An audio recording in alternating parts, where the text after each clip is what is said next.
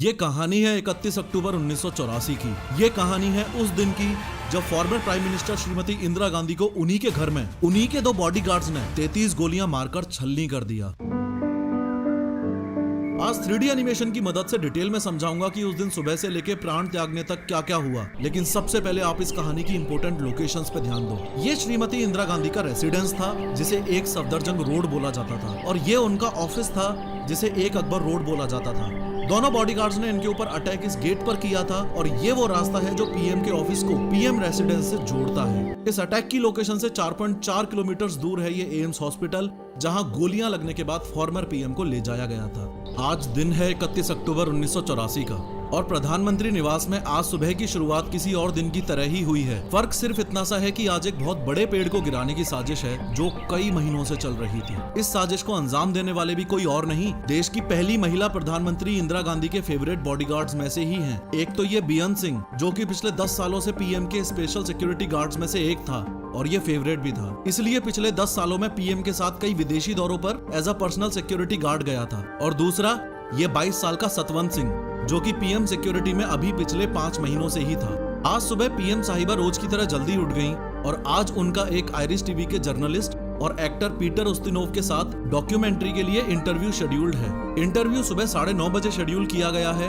जो कि लगभग 1 घंटे चलना है। इंटरव्यू प्रधानमंत्री आवास से सटे इस एक अकबर रोड में होने वाला है। एक अकबर रोड उस समय इंदिरा गांधी का ऑफिस हुआ करता था, जो कि उनके आवास से इस एक बिना गेट वाले रास्ते से जुड़ा हुआ था। इंदिरा गांधी ने इंटरव्यू के लिए आज के दिन नारंगी कलर की साड़ी पहनी है, और घर से तैयार होकर सुबह 9:20 पर वो इंटरव्यू के लिए अपने ऑफिस की ओर लंबे लंबे कदमों से चल पड़ी हैं। गोलियां चलने से कुछ समय पहले इस वक्त उनके साथ कुछ लोग और चल रहे हैं। उनके अपने personal secretary R K. Dhawan, personal security officer Rameshwar Dayal, पुश्तैनी नौकर नाथुराम, और उनको धूप से बचाने के लिए छतरी पकड़ के चलते हुए कांस्टेबल नारायण सिंह। अनफॉर्चुनेटली आज के दिन फॉर्मर पीएम ने बुलेट प्रूफ जैकेट भी नहीं पहनी है, ये सोचकर कि घर से 50 मीटर दूर ही तो जाना है, और यहाँ सब लोग अपने ही हैं, तो अपनों से कैसा खतरा। इस बीच एक सर्वेंट एक टी सेट लेकर सामने से गुजरा, जिसमें उस्तिनोव को चाय सर्व की जानी है। पीएम उसे बुलाकर बोलती हैं, ये टी सेट अच्छा नहीं लग रहा, कोई दूसरा लेके आओ। इतना बोलकर अपने ऑफिशियल्स के साथ लंबे लंबे कदमों के साथ तेजी से ऑफिस की ओर जाने लगती हैं। 31 अक्टूबर के दिन गोली चलाने वाले दोनों में से एक बॉडीगार्ड ने,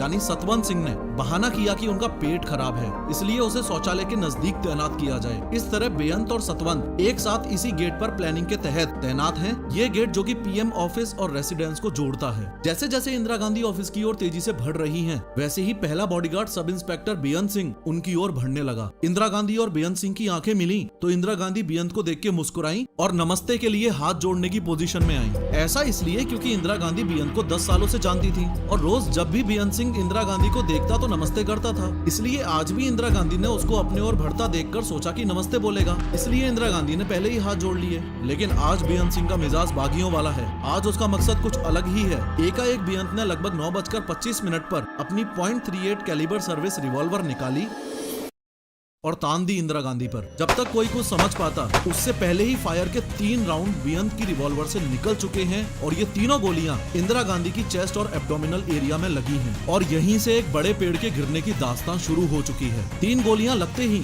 इंदिरा गांधी जमीन पर गिर गई और जोर से बोली, ये क्या कर रहे हो। बेअंत 1 सेकंड के लिए रुका और सतवंत को देखकर जोर से चिल्लाया, गोली चला। सतवंत, जो अभी तक बेअंत के पास बूथ बना खड़ा था, वो अपनी कार्बाइन बंदूक को इंदिरा गांधी की ओर घुमाकर 30 गोलियां बर्स्ट फायर कर देता है। इंदिरा गांधी को बचाने के लिए जैसे ही उनके personal security officer Rameshwar Dayal आगे बढ़े, तो उनके पांव में सतवंत के द्वारा चलाई गई गोलियां लगी और वो वहीं पर गिर गए। एक अकबर रोड यानी कि पीएम ऑफिस से एक पुलिस ऑफिसर दिनेश कुमार भट्ट ये देखने के लिए बाहर आए कि ये गोलियां कहां चली हैं। उसी समय बेअंत और सतवंत सिंह ने अपने वेपन्स फेंककर सरेंडर करने के लिए हाथ खड़े कर दिए और कहने लगे कि हमको जो करना था वो हमने कर दिया, अब तुम्हें जो करना है कर लो। और उन्होंने इंदिरा गांधी से ऑपरेशन ब्लू स्टार का बदला ले लिया। ऑपरेशन ब्लू स्टार में इंदिरा गांधी ने सिखों के पवित्र स्थल गोल्डन टेम्पल को कुछ अलगाववादियों से आर्मी ऑपरेशन के जरिए फ्री करवाया था। आर्मी ऑपरेशन की वजह से काफी सिख उनसे खफा थे। कांस्टेबल नारायण सिंह ने आगे कूदकर बेअंत सिंह को जमीन पर पटक लिया। पास के गार्ड रूम से आईटीबीपी के जवान दौड़ते हुए आए और उन्होंने सतवंत सिंह को भी अपने घेरे में ले लिया। टोटल 33 फायर किए गए हैं, जिसमें से 30 गोलियां इंदिरा गांधी को लगी और काफी गोलियां उनके शरीर को चीरकर निकल गई। इंदिरा गांधी के पर्सनल सेक्रेटरी आर.के. धवन ने होश संभाला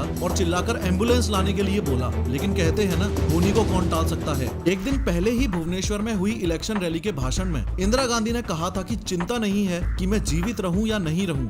मुझे चिंता नहीं है कि मैं जीवित रहूं या नहीं रहूं। मेरी लंबी उम्र रही है। मुझे गौरव इस बात का है कि मेरा सारा जीवन सेवा में गुजरा। मेरी लंबी उम्र रही है और मैं इस पर मुझे अगर गौरव किसी चीज पर है तो इस पे है कि सारा जीवन मेरा सेवा में गया। जब तक मुझ में सांस है तब तक सेवा में ही जाए। जब मेरी जान जाएगी और जब तक मुझ में सांस है तब तक सेवा ही में जाए।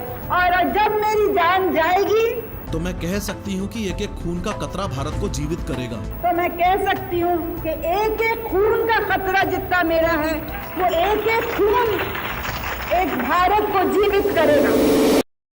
इंदिरा गांधी के कहे गए शब्द आज यानी 31 अक्टूबर 1984 को सच होते दिख रहे हैं। भारत की मिट्टी में वो अभी लहूलुहान पड़ी हैं। मानो समय रुक सा गया है और जो एम्बुलेंस लाने को बोला था वो अभी तक आई नहीं है। पीएम हाउस में हर समय एक एम्बुलेंस खड़ी रहती है, लेकिन आज के दिन उसका ड्राइवर वहाँ पर यानी कि पीएम आवास में ड्यूटी पर मौजूद नहीं है। यही सबसे पहला संकेत है कि आगे आने वाले घंटे इंदिरा गांधी के लिए बहुत ही मुश्किल भरे होने वाले हैं। गोलियों की आवाज सुनकर कांग्रेस लीडर माखनलाल फोतेदार इंदिरा गांधी के पास पहुंचे और एम्बुलेंस ना आते देख आर.के. धवन ने चिल्लाकर कोई भी कार निकालने के लिए कहा। इंदिरा गांधी को जमीन से आर.के. धवन और माखनलाल फोतेदार ने उठाकर सफेद एम्बेसडर कार की पिछली सीट पर रखा। आगे की सीट पर R K. Dhawan, Fotedar, security officer Dinesh Bhatt और ड्राइवर बैठे हैं। गोली की आवाज सुनकर सोनिया गांधी नंगे पांव ही गाड़ी की ओर दौड़ी। इंदिरा गांधी को इस हालत में देखकर वो उसी हाल में कार की पीछे वाली सीट पर बैठ गयी। उन्होंने खून से लथपथ इंदिरा गांधी का सिर अपनी गोद में लिया और कार बहुत तेजी से एम की तरफ बढ़ी। 9:31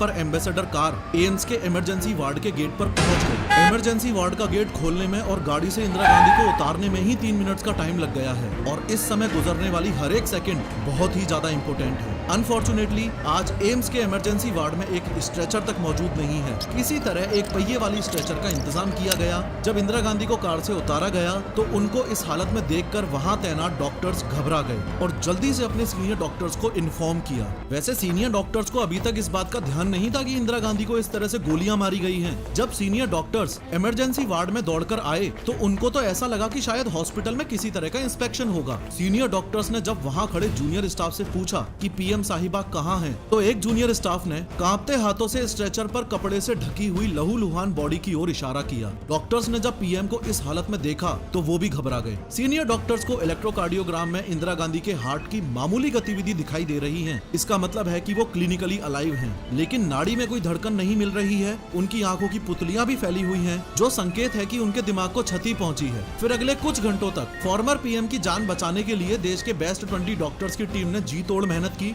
यहां तक कि खून को रोकने के लिए 88 बोतल्स ओ नेगेटिव ब्लड भी चढ़ाया गया। 4 घंटे की कड़ी कोशिश की बदौलत 7 गोलियां इंदिरा गांधी के शरीर से निकाल ली गई हैं और ब्लड फ्लो को भी रोक दिया गया है। लेकिन डॉक्टर्स को इंदिरा गांधी के सर्वाइवल के चांसेस ना के बराबर लग रहे हैं। ऑपरेशन थिएटर के बाहर सोनिया गांधी का रो कर बुरा हाल हो गया है। इंदिरा गांधी के बेटे राजीव गांधी, जो कि बंगाल में होने वाले इलेक्शन की रैलियों के लिए गए हुए हैं, उनको इस इंसिडेंट के बारे में जब इन्फॉर्म किया गया तो राजीव गांधी तुरंत दिल्ली के लिए निकल गए। साथ में उस टाइम के प्रेसिडेंट जेल सिंह, जो कि विदेश दौरे पर थे, वो भी इंदिरा गांधी पर हमले की खबर मिलते ही तुरंत इंडिया के लिए रवाना हो गए। आने वाला समय देश और इंदिरा गांधी के लिए बहुत ही मुश्किल भरा होने वाला है। इंदिरा गांधी के लिए इसलिए कि अब एम्स के बेस्ट डॉक्टर्स भी कुछ ही समय में अपने हाथ खड़े करने वाले हैं। हॉस्पिटल के 8th फ्लोर पर अब तक काफी कांग्रेस लीडर्स आ चुके हैं और सबको ये तो अनुमान हो गया है कि अब इंदिरा गांधी को बचा पाना मुश्किल है। इसलिए यहाँ इसी फ्लोर पर एक दूसरे रूम में देश पर आने वाले मुसीबत पर मंथन चल रहा है। मुसीबत ये कि देश के सर्वोच्च लीडर्स यानी कि पीएम और प्रेसिडेंट दोनों में से एक तो अपनी जिंदगी की जंग लड़ रही है और दूसरा यानी कि मिस्टर प्रेसिडेंट उस समय देश में नहीं है। एक चिंता का विषय ये भी बना हुआ है कि इंदिरा गांधी की असैसिनेशन की खबर अगर बाहर फैलती है तो कम्युनल राइट्स हो जाएंगे। इसलिए अभी एम्स के स्टाफ को सख्त इंस्ट्रक्शंस दिए गए हैं कि इंदिरा गांधी की कोई भी इंफॉर्मेशन लीक नहीं होनी चाहिए।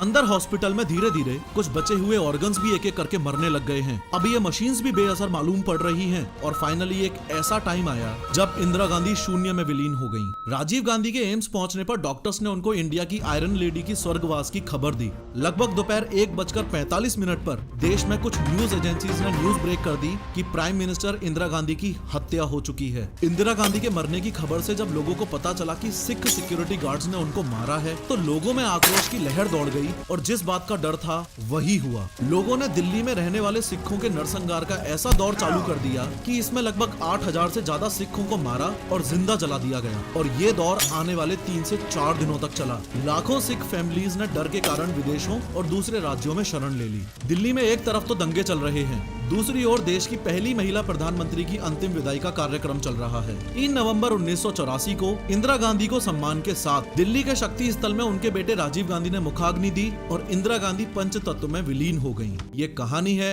31 अक्टूबर 1984 की। रुको, इस वीडियो में मैंने यंग इंडियंस में हार्ट अटैक के बढ़ते केसेस के एग्जैक्ट रीजंस बताए हैं, जरूर देखो।